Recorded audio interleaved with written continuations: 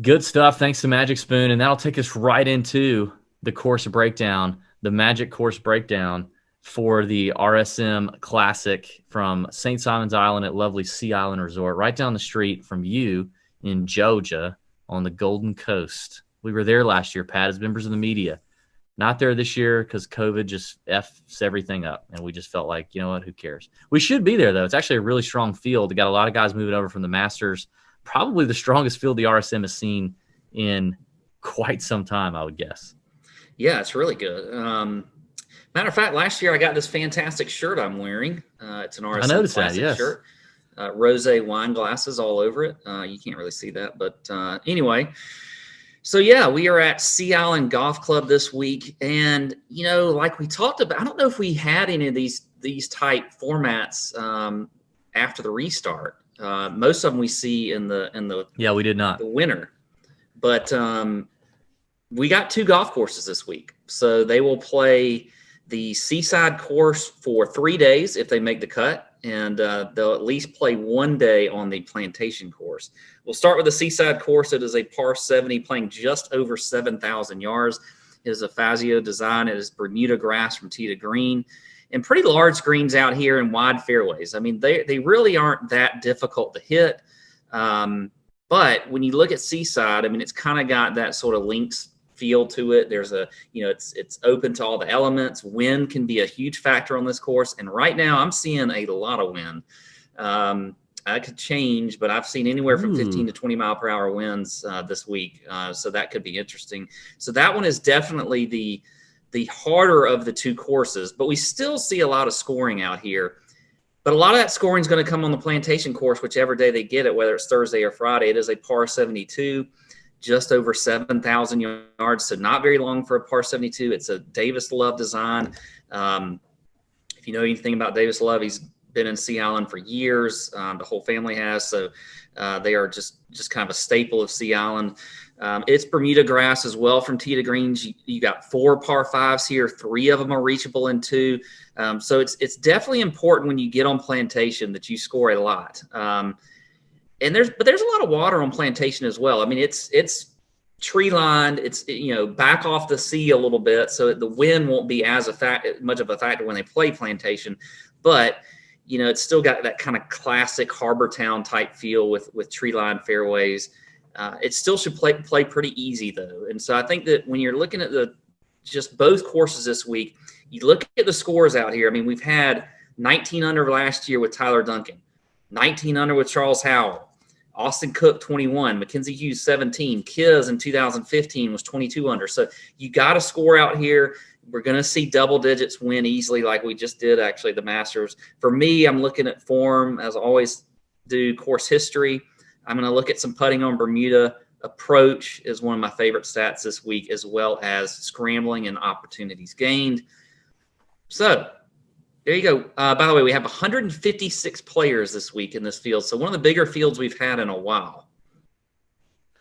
Yeah, I think the wind is definitely, look, you mentioned it. I mean, you're looking at it right now as of Monday night we're recording. It looks rather breezy out there for the boys on Sea Island, which I think definitely is going to make it play more difficult than average. Because you're right, normally it is a like middle of the road to on the easier side of the 40-something, 50-something courses they play on the PGA Tour every year. But I definitely think if that wind kicks up like that, Sea Island can have some teeth. And that's one reason why the fairways and greens are wider, larger, easier to hit, because the wind is really the primary defense of the golf course, and the water obviously on Plantation as well, and some at Seaside. So I'm looking for guys who are going to hit it in the center of the club face, right? Ball strikers, guys who are not going to be spraying it all over the yard, that can control their distances. And Bermuda is key here. The Bermuda grass here, the Bermuda greens here are extremely pure Bermuda. They are grainy. You got to be able to read them. You got to be able to putt on them. You got to be able to chip off of them. They are grainy Bermuda. So one of the things that we talked to Charles Howell about that we've not released yet, we're working on this right now. We're going to interview probably 2 or 3 caddies and 2 or 3 PGA Tour players, and we've already done a couple of them already. We're just putting them in the hopper. We're asking them all similar questions, and a lot of the questions are about DFS game theory or betting theory, about approaching golfers and handicapping golf tournaments every week. And questions that we all ask ourselves every single week when we're trying to handicap an event. Does this mean anything? Is this signal? Is this noise? Am I overthinking this? Am I not thinking about this enough? Blah, blah, blah.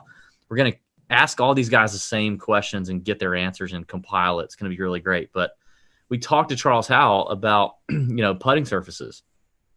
And he said, yeah, I mean, it's a huge deal, and it is not something you should ignore, and especially on surfaces like Bermuda and POA.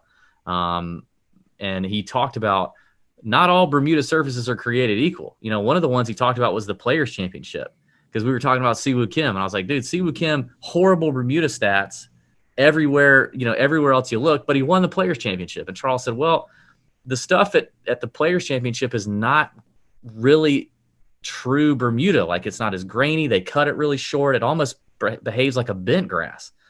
But here at the RSM Classic, it is a grainy, pure Bermuda. So I think you got to have guys comfortable here. Obviously, you've got the Sea Island Mafia narrative. A ton of guys that either live here, practice out of here, have had a second home here. But there's other angles. You have the Jones Cup, which is an amateur event. The SEC Championship's been played here a bunch. There's a bunch of names here that have competed and won in those. There's a ton of guys here with a lot of familiarity on Sea Island. But at the end of the day, if the wind's doing what it's doing, you got to have guys that are pure iron players, pure wedge ball strikers that are going to control their distances, flight the ball, and then are very comfortable on Bermuda. And I think we get back to long shot season this week, buddy. I think we get back to long shot season. DJ obviously, ended up being the favorite by the time the Masters ended up kicking off on Thursday, tied with Bryson. But Tyler Duncan last year won at 200-1. The year Charles Howell won, we were all over him. Ended up giving away my putter because he won. He was at 80-1. Austin Cook the year before that was at 90-1. Mackenzie Hughes was at 150-1.